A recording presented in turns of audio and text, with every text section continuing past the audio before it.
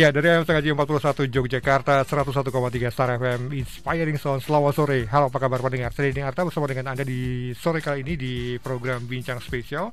Spesial kita ngomongin yang ini sebenarnya topiknya berat, tapi kita bawa ringan dan kita akan ajak Anda yang muda untuk bersuara dan menunjukkan kepeduliannya pada proses demokrasi yang sebentar lagi akan menjadi pesta rakyat di beberapa waktu ke depan. Saya bersama dengan dua orang tamu kita di sore kali ini. Kita ngomong tentang lomba vlog dan juga esai dengan tema inovasi demokrasi dalam perspektif pelajar SMA sederajat di kota Yogyakarta.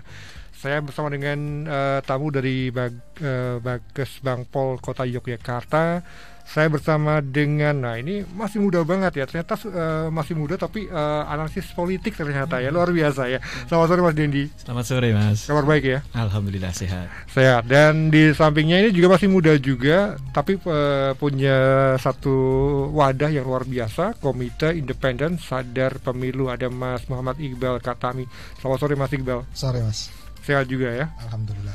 Kita ngomongin tentang bagaimana anak-anak muda ini kita ajak untuk bersuara. Kita ajak untuk memberikan suaranya pada pemilu di 2024. 2024 itu nggak lama sebenarnya. 2 tahun itu kalau boleh dikatakan cepat, bisa cepat.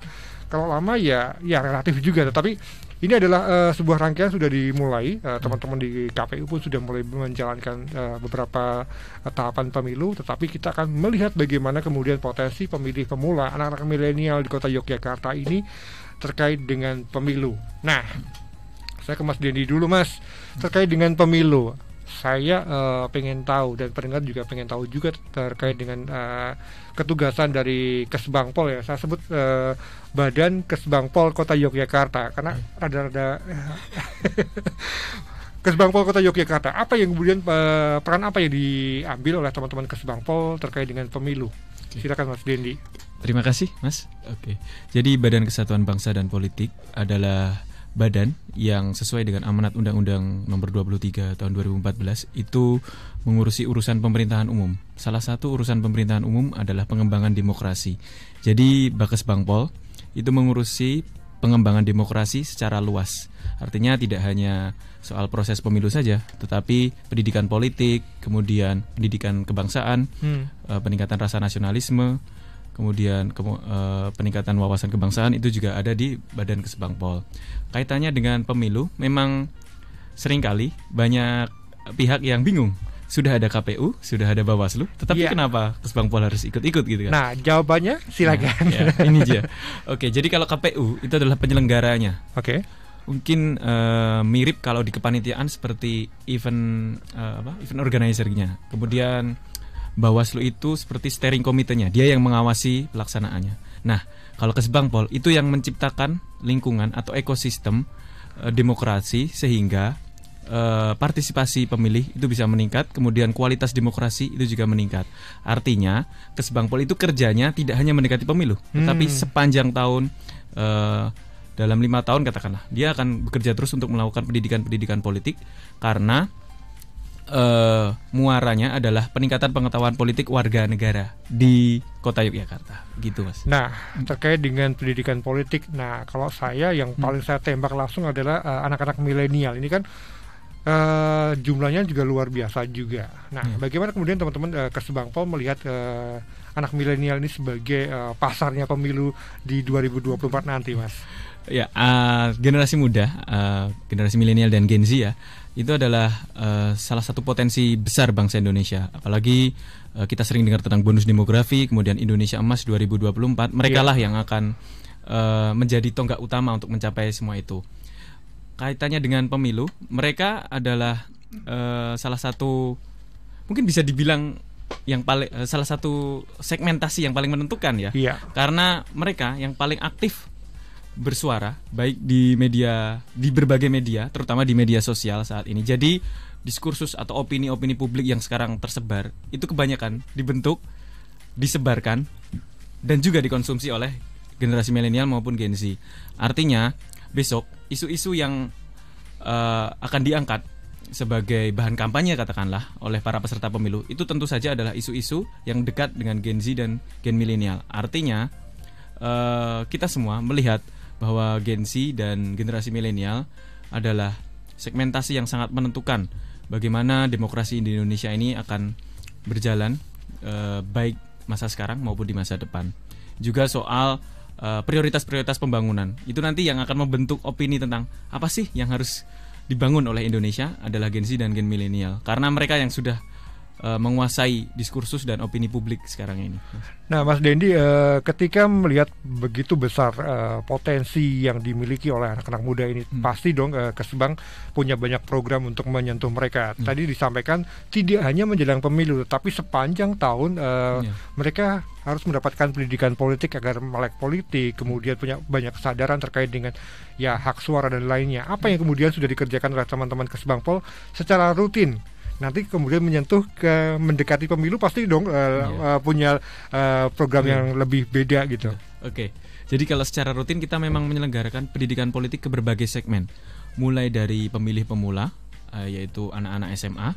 Oke. Bahkan tahun 2021 pernah juga anak-anak SMP.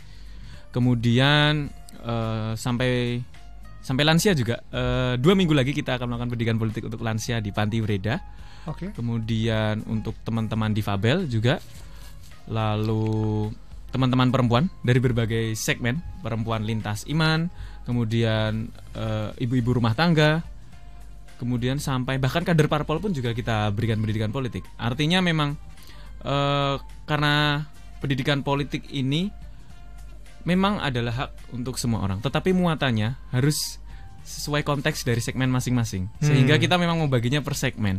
Dan itu rutin selama 1 tahun kita lakukan mungkin 20 kali Mas untuk berbagai segmen. Kalau untuk anak muda ini yang paling banyak jadi pertanyaan ataupun paling banyak yang dialognya paling gayeng yang mana itu Mas? Oke, kita pernah ada 1 kali mengisi pendidikan politik untuk teman-teman ini teman-teman yang dianggap aktif dalam tanda kutip di sekolahnya.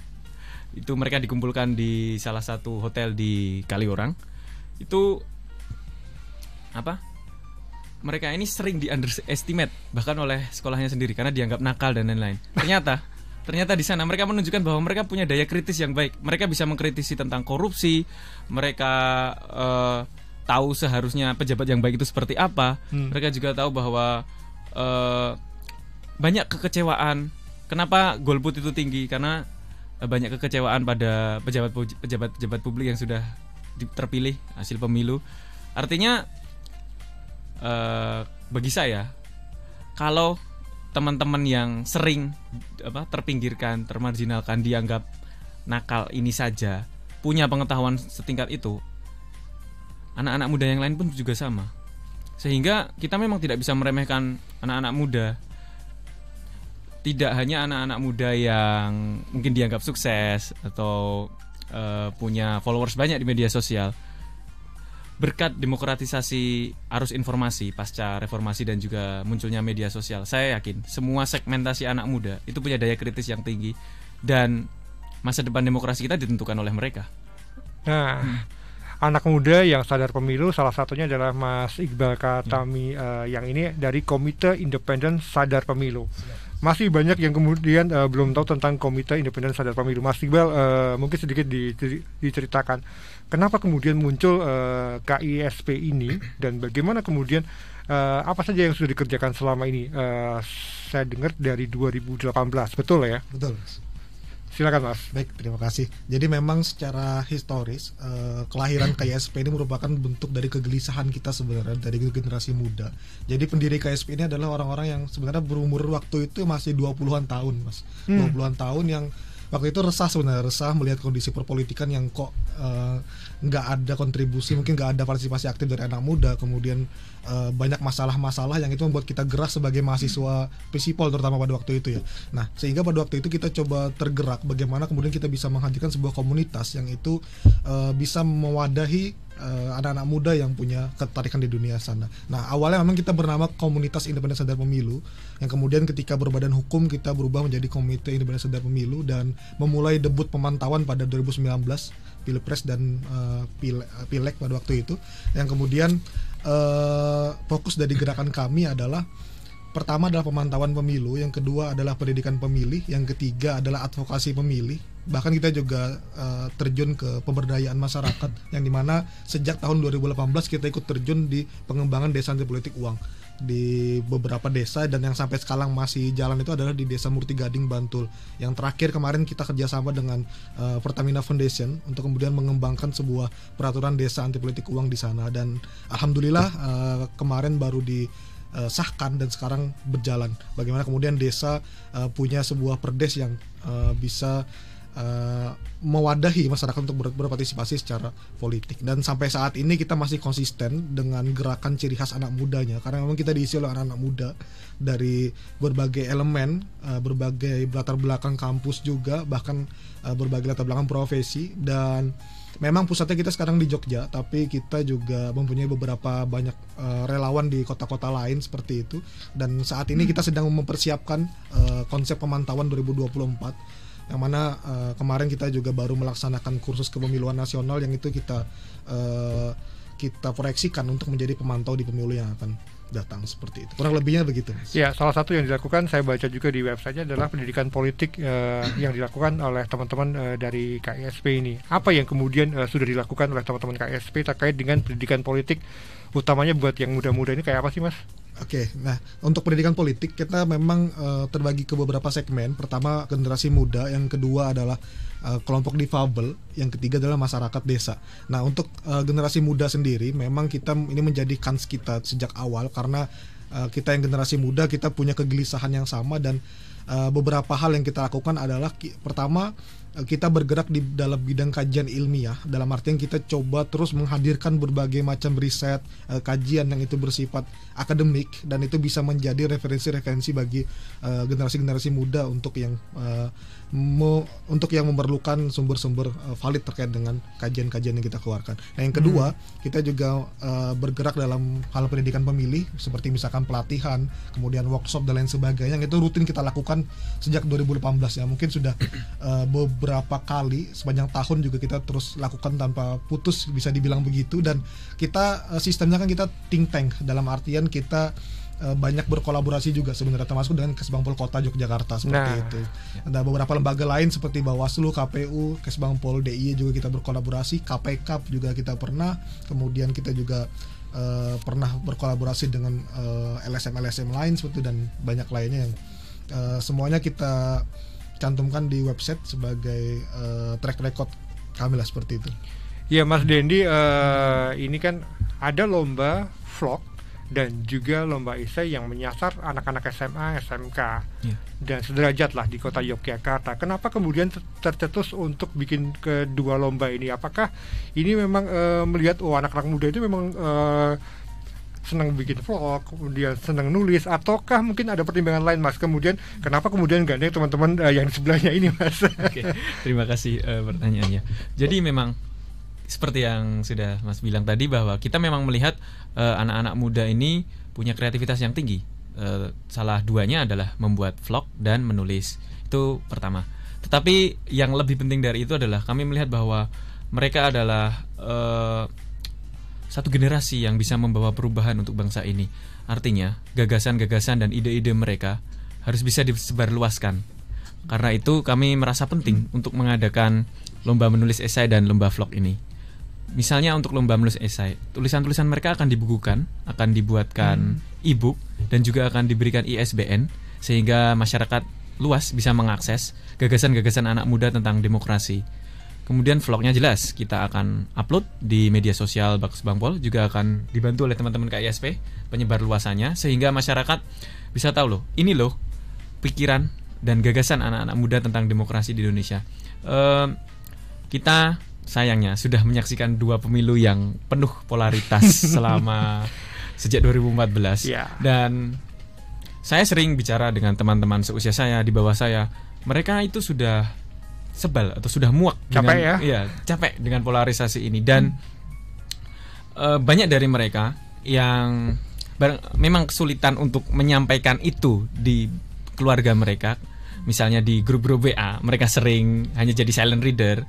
Karena itu saya merasa bahwa gagasan-gagasan mereka tentang bagaimana sih kita mengelola demokrasi, bagaimana kita memandang perbedaan, itu perlu ada wahananya. Dan kami dari Bakes Bangpol Kota Yogyakarta siap menyediakan itu dalam bentuk lomba, menulis esai dan juga vlog.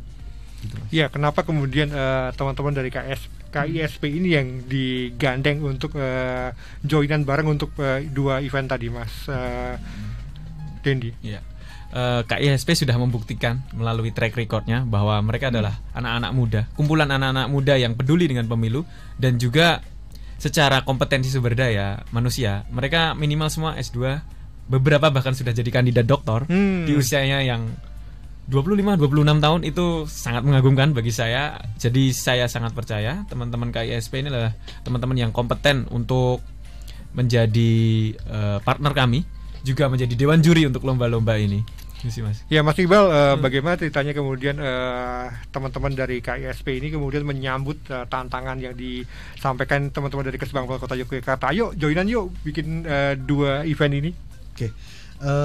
Tentu kami sangat menyambut baik karena melihat kondisi saat ini juga anak muda terkhususnya kondisinya sekarang dalam perpolitikan adalah mereka hanya menjadi komoditas atau bahan jualan, tapi jarang sekali anak muda dijadikan sebagai subjek dari politik itu sendiri. Nah, sehingga adanya lomba ini kita menganggap bahwa ini menjadi alternatif wadah sebenarnya bagi para anak muda untuk kemudian bisa berekspresi secara gagasan, secara pandangan terhadap politik dan lain sebagainya yang jarang dilihat oleh orang-orang, yang mana stigmanisasi misalkan anak muda itu apatis dan lain sebagainya. Sebenarnya mereka punya kepedulian tapi dengan cara yang berbeda, dengan kreativitas yang berbeda. Karena kan era mereka hari ini dengan era mungkin beberapa dekade ke belakang berbeda karena ada terpaan teknologi yang mereka sejak lahir sudah menjadi digital native seperti itu. Nah, sehingga dari segi informasi juga mereka sebenarnya lebih banyak mendapat informasi dan sangat disayangkan ketika mereka tidak diwadahi untuk menyalurkan hal tersebut. Nah, sehingga kita menyambut baik dan kita sangat siap sekali untuk berkolaborasi dan mensukseskan kemudian lomba ini, dan harapannya lomba ini juga tidak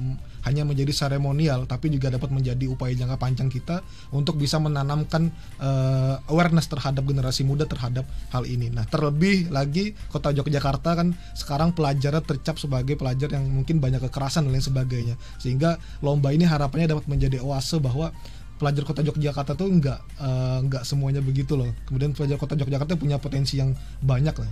Nah, salah satunya adalah potensi di bidang demokrasi, di bidang politik dan lain sebagainya. Nah, itu nanti bisa bermanfaat untuk mereka ke depan seperti itu. Ya, Mas Dendi, temanya adalah inovasi demokrasi dalam perspektif pelajar SMA sederajat di Kota Yogyakarta. Ini saya tergelitik dengan kata inovasi demokrasi. Apa yang pengen disampaikan dari tema ini, Mas Dendi? Ya, terima kasih. Oke, inovasi kami pilih karena bagi kami generasi muda itu akan selalu membawa semangat dan ide-ide baru.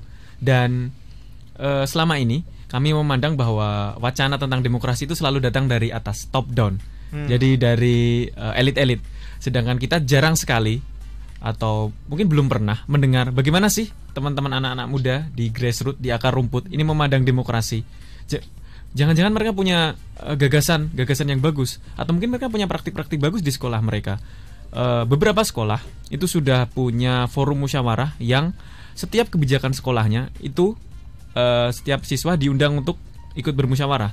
Artinya mereka sendiri sudah berpraktik demokrasi sejak dalam masa pendidikan, dan saya rasa praktik-praktik seperti itu bisa diangkat untuk bisa menjadi bahan refleksi bagi kami juga dari Kesbangpol, juga mungkin bagi KPU, Bawaslu, dan pihak-pihak atau stakeholder terkait tentang demokrasi di Indonesia, sehingga kita bisa punya inovasi bagaimana sih mengembangkan demokrasi di Indonesia dari perspektif anak-anak muda seperti itu. Iya, anak muda punya banyak energi, punya banyak gagasan, punya banyak impian di masa depan, tidak terkecuali terkait dengan pesta demokrasi di Indonesia. Kita akan ngobrol lebih detail terkait dengan dua lomba, ada lomba vlog dan lomba esai. Silakan Anda bergabung di sore kali ini di Instagram kami Star Jogja FM. Mas Dendi, Mas Iqbal siap untuk menjawab pertanyaan Anda di sore kali ini. Kami akan segera kembali pendengar.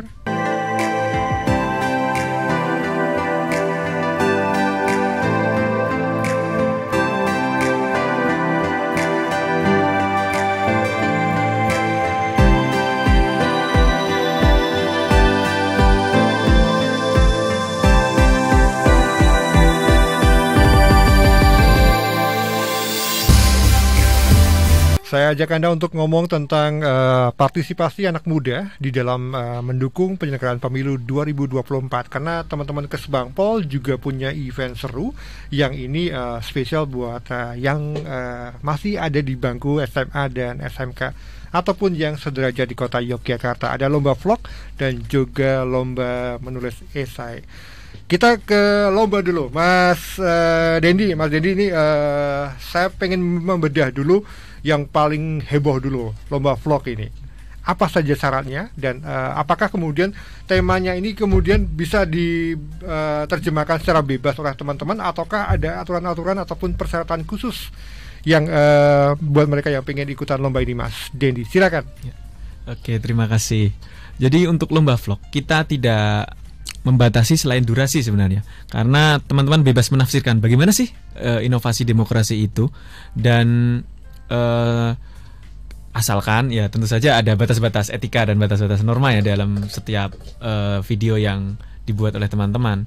Tetapi untuk kreativitas teman-teman boleh melibatkan berapapun orang, bahkan boleh monolog, boleh bikin semacam cerita-cerita atau film-film pendek, boleh juga kehidupan sehari-hari.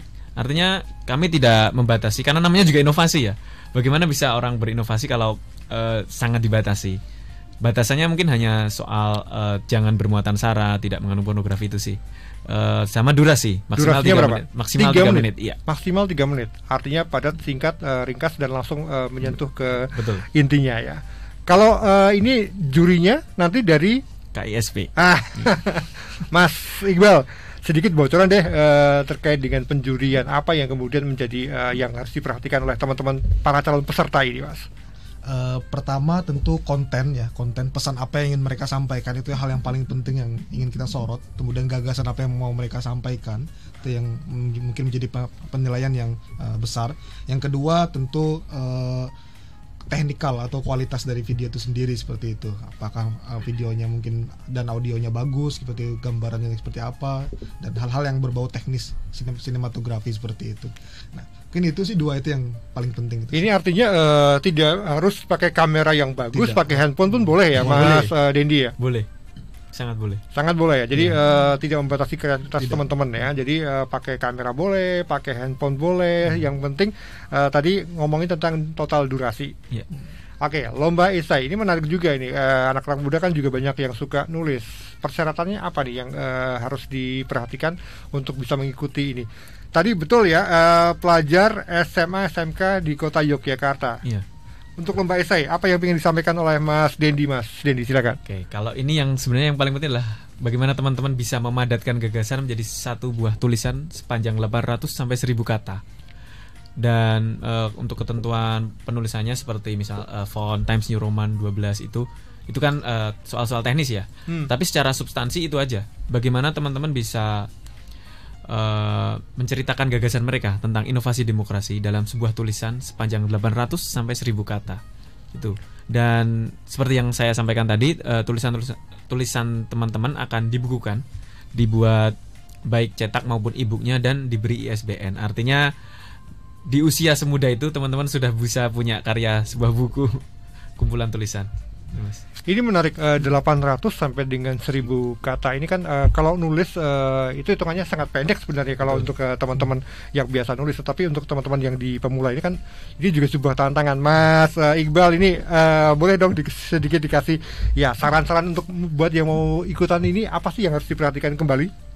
Pertama tentu topik apa yang mau teman-teman highlight sebenarnya. Jadi tidak perlu pembahasannya terlalu melebar kemana-mana, tapi to the point apa yang kemudian mau teman-teman pelajar sampaikan dalam sana seperti itu. Sehingga kenapa katanya cenderung sedikit sebenarnya karena memang kita pengen essay tersebut to the point dan kita sekali baca langsung tahu oh ini gagasan dari teman-teman. Nah selain itu juga teman-teman juga perlu memperhatikan syarat-syarat seperti misalkan ketentuan-ketentuan kepenulisan, kemudian ketentuan-ketentuan lain seperti tidak boleh mengandung unsur sara dan lain sebagainya. Itu juga perlu teman-teman perhatikan, dan harapannya juga ada gagasan-gagasan yang out of the box seperti itu dari teman-teman pelajar sehingga esai nanti tidak hanya esai yang bersifat normatif seperti itu, tapi juga bisa memunculkan sebuah gagasan baru yang itu bisa menjadi masukan sebenarnya kepada stakeholder terkait seperti itu.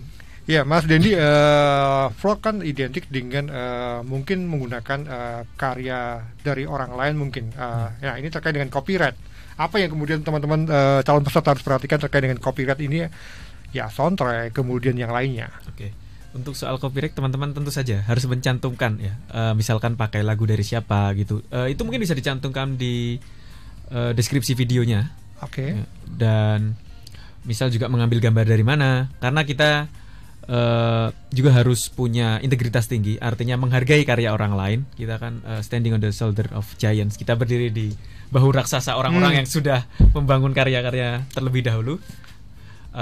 Untuk itu, sehingga kita perlu untuk mencantumkan, kalau di esai referensi ya, kalau di di vlog mungkin semacam deskripsi. Mereka mengambil bahan-bahan dari siapa saja dan dari mana saja. Ini artinya karya yang dikirimkan nanti belum pernah dipublikasikan atau seperti apa aturannya? Belum pernah dipublikasikan.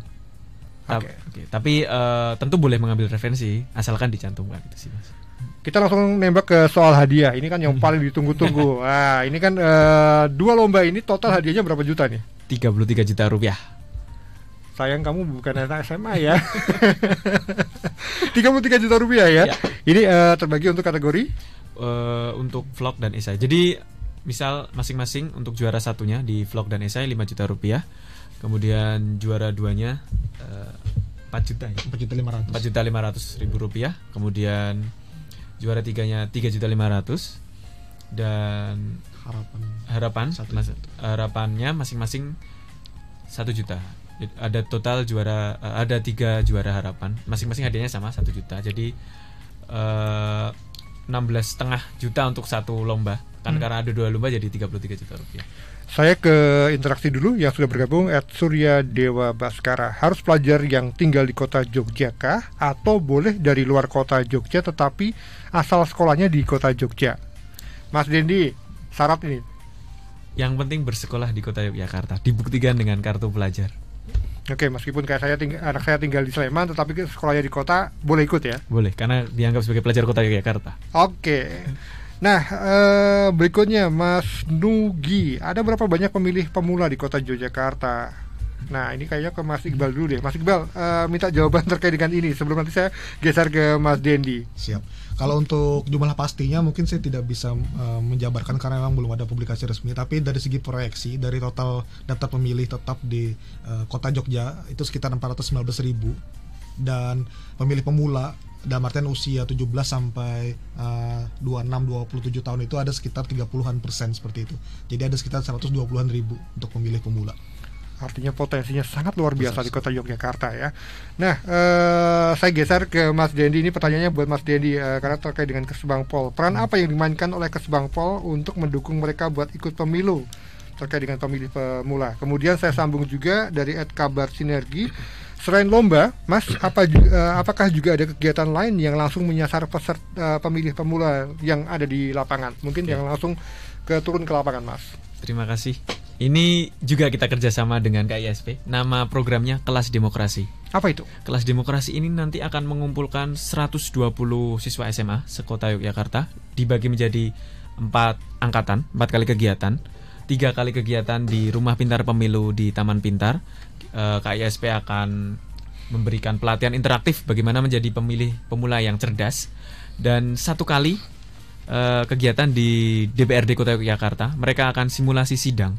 Mereka akan keren. membuat satu daftar inventaris masalah dan akan buat satu pernyataan yang itu akan disampaikan ke pemerintah Kota Yogyakarta dan juga DPRD Kota Yogyakarta. Artinya kalau di lomba vlog dan lomba esai mereka menyatakan suaranya lewat vlog dan esai, kami juga berusaha mewadahi mereka, terutama teman-teman dari Forum Komunikasi Pengurus OSIS ya, untuk belajar berpolitik, belajar simulasi sidang di DPRD dan membuat satu pernyataan pernyataan kami pelajar Kota Yogyakarta tentang apa-apa saja sih yang menurut kami menjadi masalah publik di Kota Yogyakarta. Oke, Mas Dendi, saya baca di syarat mengikuti lomba ada poin di mana siap menjadi influencer demokrasi yang akan dikoordinasikan oleh teman-teman dari Kesbangpol Kota Yogyakarta. Ini maksudnya apa ini? Ya, kami tidak ingin lomba ini menjadi lomba saja. Kami ingin para peserta itu berkelanjutan relasinya dengan kami, sehingga kami akan berusaha mengkoordinasikan dan membina mereka menjadi influencer-influencer di masing-masing komunitasnya, di masing-masing kelompoknya, untuk mengkampanyekan tentang demokrasi dan juga politik dengan narasi positif seperti itu, Mas. Kami memandang ini penting karena ini harus saya katakan bahwa dunia maya kita, media sosial kita sangat dipengaruhi oleh para pendengung-pendengung yang sering kita sebut sebagai buzzer. Artinya kita juga harus punya satu korps, satu pasukan untuk menggemakan demokrasi dan narasi-narasi positif di bidang politik, sehingga wacananya tidak hanya satu arah saja tentang politisasi identitas, politisasi sara itu, tetapi juga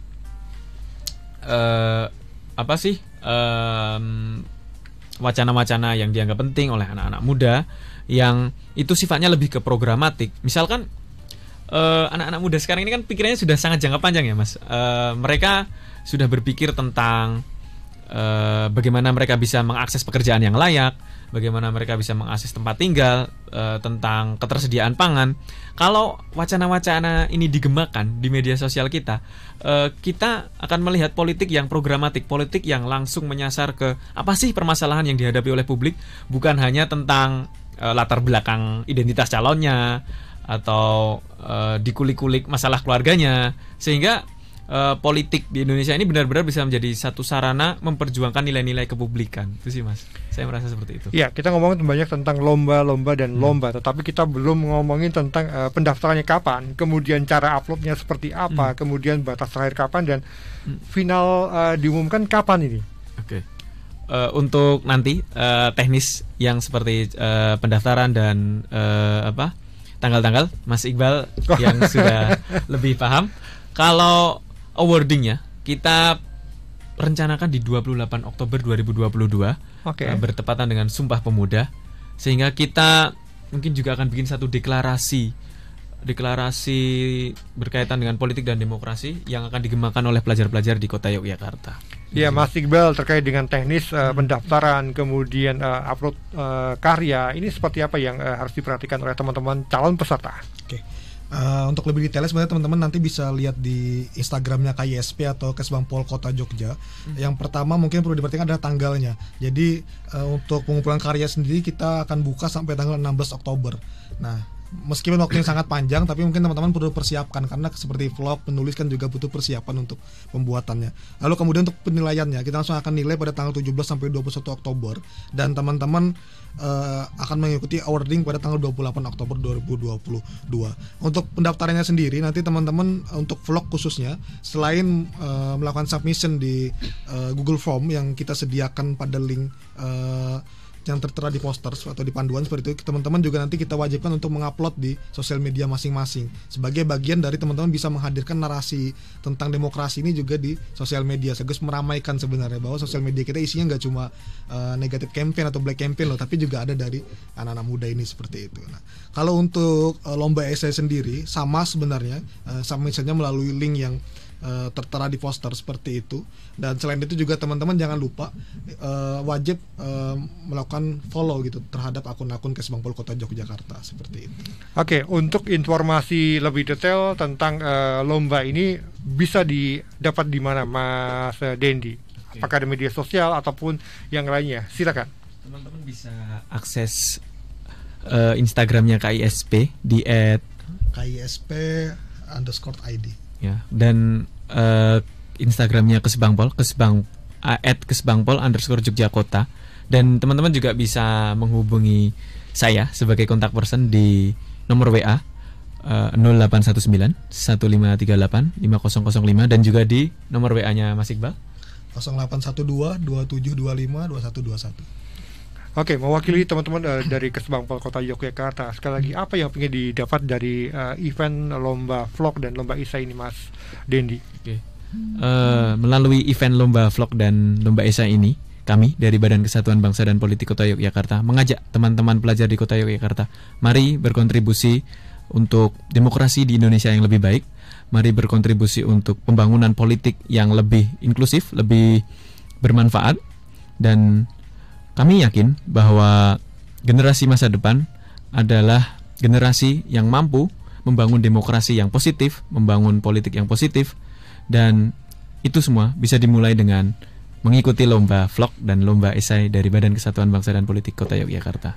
Ya, Mas Iqbal, sebagai mitra dari event ini, apa yang ingin disampaikan kepada pendengar kita, baik yang mendengarkan ataupun juga yang mau ikutan lomba ini? Silakan. Bagaimana kemudian ini bisa menjadi seorang pemilih yang cerdas juga? Baik, saya mungkin berangkat dari fenomena hari ini, di mana sosial media kita hari ini terjadi perang narasi di tengah banjir informasi, di mana amplifikasi algoritma sosial media hari ini hanya memunculkan konten-konten yang mendapat impresi yang besar, dan kecenderungan impresi hanya muncul kepada konten-konten yang itu bersifat kalau nggak kontroversi atau provokatif seperti itu. Tapi konten-konten yang berbau demokrasi, politik itu tenggelam, kecuali politiknya yang berbau-bau provokasi tadi gitu baru muncul. Nah, harapan kita adalah dengan adanya lomba ini sebenarnya menjadi pemantik bagaimana kemudian konten-konten demokrasi ini bisa muncul ke permukaan dan bisa memenangkan narasi di sosial media, sehingga konten kita nggak cuma diisi oleh hal-hal yang bersifat hiburan, kalau nggak yang bersifat provokatif tadi, tapi juga bisa diisi oleh konten-konten kreatif yang itu ada pesan-pesan pendidikan pemilih dan juga pesan-pesan pendidikan demokrasi di dalamnya. Seperti itu yang ingin kita capai sebenarnya. Ya, Mas Dendi, sekali lagi untuk mereka yang butuh informasi terkait dengan event ini, media sosial yang harus dikunjungin, alamatnya Mas? Oke.